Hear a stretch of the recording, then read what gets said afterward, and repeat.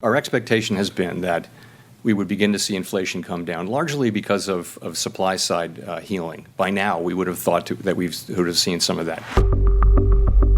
But that has not happened. Inflation is still galloping on the US, having hit an incredible 40-year high in the past few months.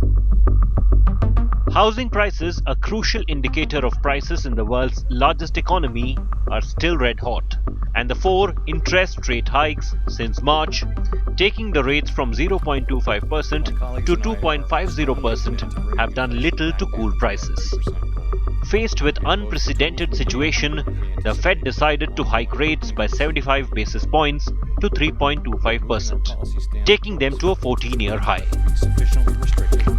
Restoring price stability will likely require maintaining a restrictive policy stance for some time. The historical record cautions strongly against prematurely loosening policy.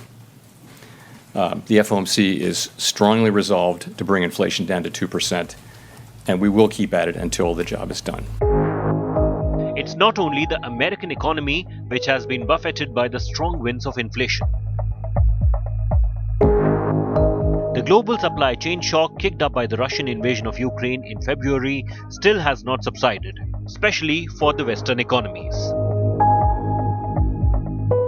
While the price rise index is at 8.3% in the US, UK is faring much worse with a 9.9% inflation.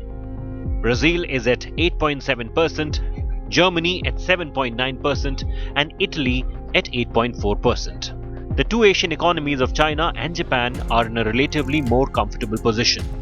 India's latest inflation figure clocked in at 7%. There are, however, deep fears that the tightening of the money supply could lead to recession across the globe. Growth estimates are already pointing south, and the US Fed seems aware that it is walking a tightrope. With today's action, we have raised interest rates by 3 percentage points this year.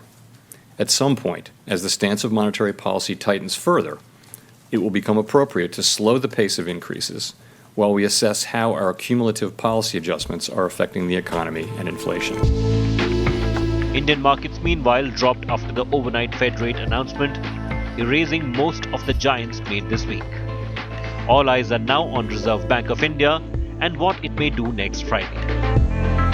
The fiscal perspective, tax collection perspective, the capex perspective that the government is expected to relatively better off. So if I have to pick and choose, whether FIs have to pick and choose in that aspect within the emerging space and have their fair share of equity allocations, India still remains to be a sweet spot. So yeah, I think there might be volatility concern, but longer term flows will continue.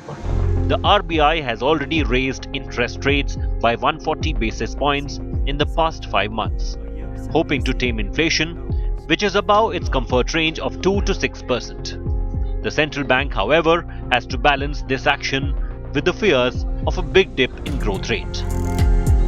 Bureau Report, Business Today Television.